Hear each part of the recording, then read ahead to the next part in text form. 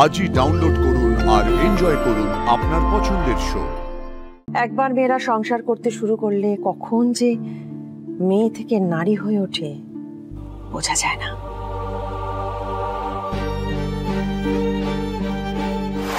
Sir, কুসুম আজকে কাজে আসতে পারেনি। ওরা আজ রেস্ট নিলেই ভালো। রাজ কাল যা গেল মেয়েটার ওপর দিয়ে, ও থাকুক, বাড়িতে থাকুক। তবে আমি কুসুমকে যতটা চিনি, ও বাড়িতে বসে থাকবে এমনটা হবার নয়। তাও বটে। ঈশান কোথায়? ঈশানকে দেখতে পাচ্ছি না। ও কি এত বেলা অবধি এখনো ঘুমোচ্ছে নাকি? না মা, আসলে আমাদের কোম্পানির একটা প্রজেক্টের কাজেই ওকে সকাল সকাল বেরিয়ে যেতে হয়েছে। তাই রানী, তোমার ছোট ছেলেটা এবার বড় হয়ে গেল। আমি বলতাম না রাজ, আয়ুষের সঙ্গে থাকলে পরে ঈশান অনেক ডিসিপ্লিনড হবে এবং কাজের প্রতিও অনেক মনোযোগী হবে। আন্টি বলছি, কাজটা কি সেটা একবার জেনে নিলে ভালো হতো না? দেবীমা,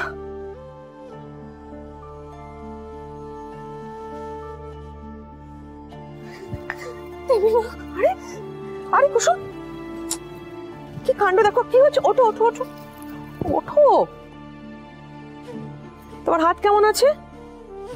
দেবীমা, আপনি ফু দিলে তাতেই আমি ঠিক হয়ে যেতাম।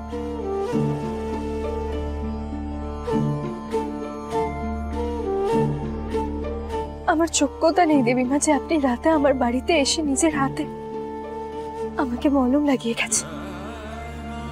তুমি আমাদের জন্য যা করো, যা করেছো কুসুম, তারপরে আমি যেটা করেছি সেটা অত্যন্ত সামান্য।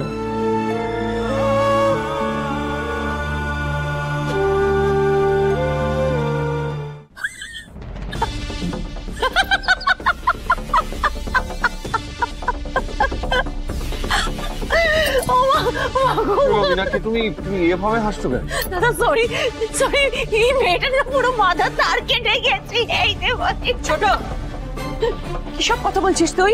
দিদি আমি কি করব? কুসুমিকা শুরু করেছে। কি সব আবল তাবল বকে যাচ্ছে। হ্যাঁ, আমার তো মনে হয় দিদি আজকালও স্বপ্নে এসে দেখা দিচ্ছে।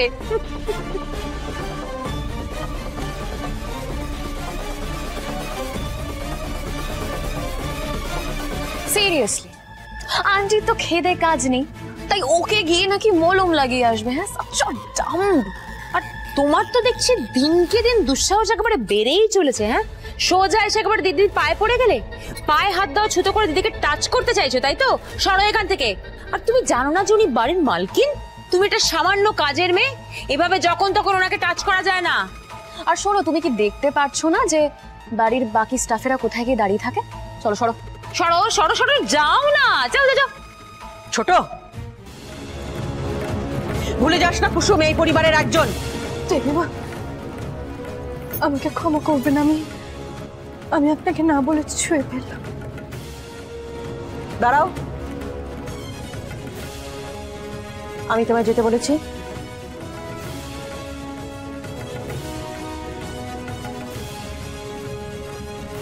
জানো কুসুম, কালকের ব্রত আমি শুধুমাত্র এই জন্মের জন্য করিনি, আমি আগামী 7 জন্মের কথা ভেবে করেছি।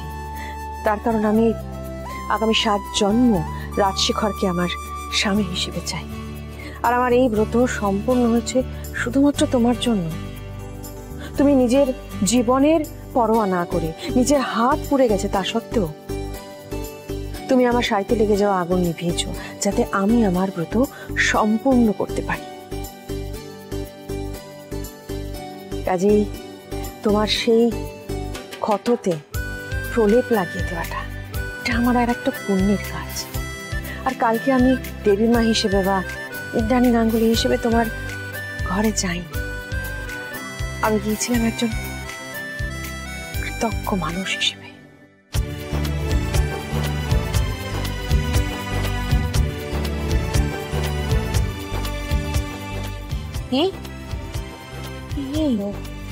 দেবুনি না, দিদি কি বলছে? দিদি কুসুমের বাড়িতে গেছিল। কুসুম, এ বাড়িতে যেই তোমাকে যতই অপমান করুক না কেন, আমরা কিন্তু তোমাকে এ বাড়ির একজন মেয়ে বলেই মনে করি। কাল প্রতুর দিনে আপনি দেবীর রূপে আমার বাড়িতে এসেছিলেন দেবীমা, আর আমি আপনাকে আরতি করতে পারলাম না, বা আপনার আশীর্বাদটুকুনিও নিতে পারলাম না।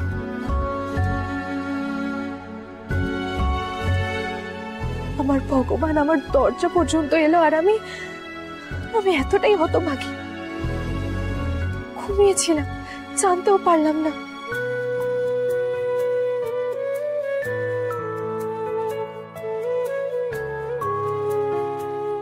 কি হয়ে গেল? হ্যাঁ, সব মেলোড্রামা শেষ?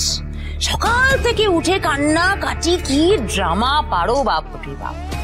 তুমি বোর হয়ে যাও না সারাক্ষণ এসব করতে? হ্যাঁ, কি বিরক্তিকর না? কি নাকি কারো ইমোশন, অনুভূতি তোমার কি মেলোড্রামা বলে মনে হয়? কি বলতো কাকিমণি, কুসুমের মনে যা মুখেও তাই। ও অন্যদের মতো অভিনয় করতে পারে না, ও ভীষণ ইমোশনাল। এটাকে ইমোশনাল বলে না আয়ুষ, এটাকে বলে ইমোশনাল ফুল। দেখো না আন্টি কেমন ও ড্রামাটা দেখে বিরক্ত হয়ে বেরিয়ে গেল। এই যে হাঁ করে দাঁড়িয়ে আছো, তোমার তো কাজকর্ম করার কোনো ইচ্ছে নেই, তাহলে যাও না নিজের বাড়ি যাও, নিজের কাজ করো গিয়ে। নাকি বাবা,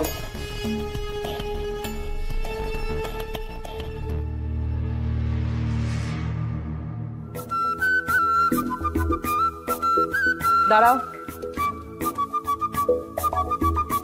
এই নাও। তুমি বলছিলে না কালকে আমি ব্রত পালন করে তোমার কাছে গিয়েছিলাম বলে তোমার আরতি করা উচিত ছিল আমাকে? আজ করো। দেবীমা, আমি আপনাকে আরতি করব? তুমি তাই চেয়েছিলে তো, তাই তো বললি। না, সবাই বুঝলে তো এবার, এটাই ওর শিক্ষা।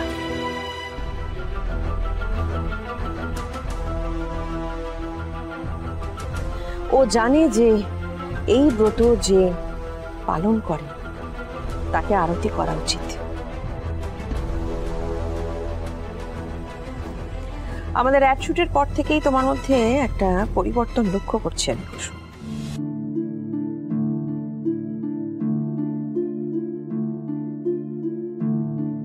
যে পরিবর্তনটা সাধারণত মেয়েদের বিয়ের পরে আসে।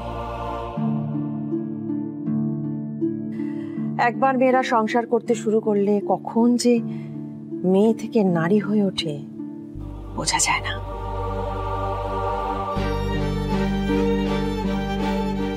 এখন আমি নিশ্চিত তুমি রাতুলের সঙ্গে খুব ভালো করে সংসার করবে।